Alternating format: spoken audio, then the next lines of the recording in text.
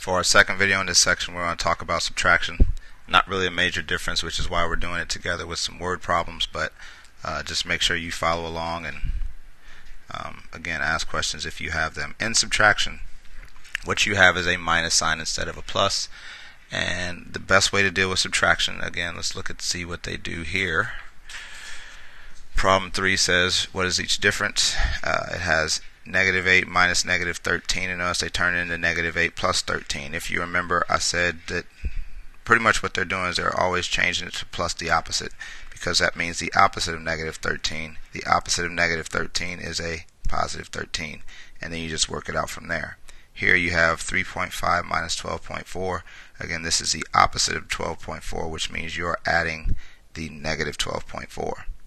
So pretty much they're just doing plus the opposite here, plus the opposite here, and plus the opposite here. So it's kind of like a real quick switch anytime they see a subtraction sign. If you are good enough to kind of view it in the other way, that's fine, but I would say, just for the sake of, if you are new to this, I recommend you start out doing plus the opposite. So negative 7 minus negative 5 plus the opposite here. What we do now is we follow the rules we just did, which is these signs are different, which means that we will subtract bigger minus smaller absolute, which is 7 minus 5, or 2. Once we get 2, we look and say the bigger number here is 7. 7 is negative. My answer should be negative 2. 37, negative 2.5 minus 17.8. Again, here what you probably want to do here anytime you see a subtraction sign is plus the opposite here. Now you look at the two numbers, that's a negative 2.5, it's a negative 17.8. The signs are the same, so we will add. And so we do 17.8 plus 2.5 in our heads at least, or in your calculator if that's what you're going to do, which gives me 20.3. And then in the end you say what's the bigger number and what's the sign on the bigger number, and so my number would be negative 20.3. Last one in this set that we're going to do, 7/16. Of course, I'm going to try to give you some fractions.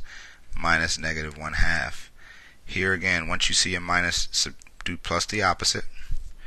Now we look, both of these signs are the same. Really, it's kind of like something that we've seen before, so you really don't need the rules whenever it's just 7/16 plus 1/2, but just in case. Again, starting with the bigger number, 16, 2 can go into 16. There's no need to change it.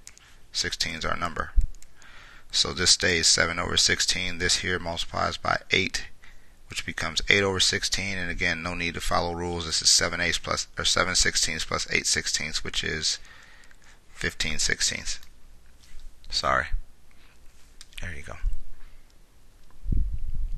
So now that you've got the subtraction, we've got some word problems that we need to deal with just to make sure that we understand how to apply the positive and negative work with real life stuff. 43 says the stock starting price per share is $51.47 at the beginning of the week. During the week, the price changes by gaining $1.22, then losing $3.47, then losing $2.11, then losing 98 cents, then finally gaining $2.41. They want the ending stock price. And again, this is pretty much what happens all the time at the stock market. So positives and negatives is a place where it applies. Let's look and see what problem 4 has to say about this. It says a reef explorer dives 25 feet to photograph brain coral, then rises 16 feet before diving 47 feet. Then the diver rises 29 feet, and it wants the location of the cavern in relation to sea level. So looking at what they did, first off, I think they started at 0 because that's where the water level is, and notice that they dove 25 feet, which is why they put a minus 25. Because every time you dive, you go lower, so they subtracted it. And it says they rose 16 feet, which is why they put plus 16, because that would be a positive change. Then it says they dove 47 feet, which is why you see they put minus 47. And then it says they rose 29 feet, which is why they put plus 29. And then they kind of worked it out. Well, let's look and see how they work this thing out. So first thing they did is they turned it all into plus the opposite. So if I were you, I'd probably start right here, because really all they did was 0 plus negative 25 plus 16 plus negative 47 plus 29.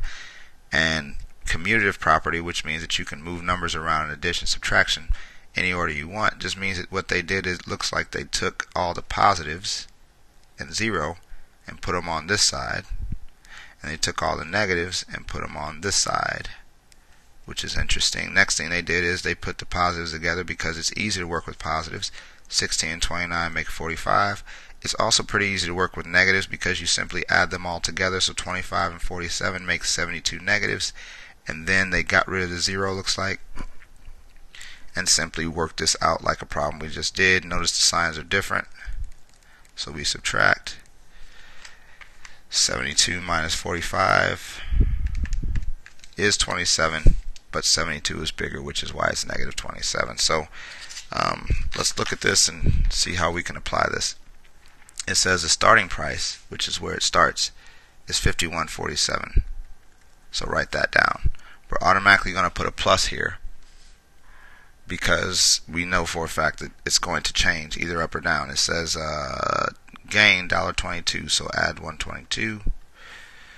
And then it lost 347, so add a negative 3.47. Then it says it lost 211, so add a negative 211. It says it lost 98, so add a negative 0.98. And then it says it gained 241, so add 2.41 to that result. Remember, the next thing that they did is they put all the positives together. So we're going to rewrite this as 51.47 plus 122 plus 241. And then they put all the negatives together, which is here. 347, 211, and 0.98.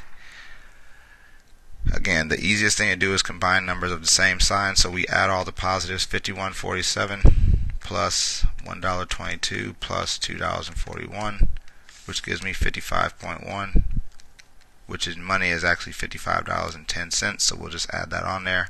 Plus, we know we're going to have a negative here. Combine all your negatives, which is 347. You don't need the signs because you're adding them all together, plus 211 plus 0.98, which gives me 656.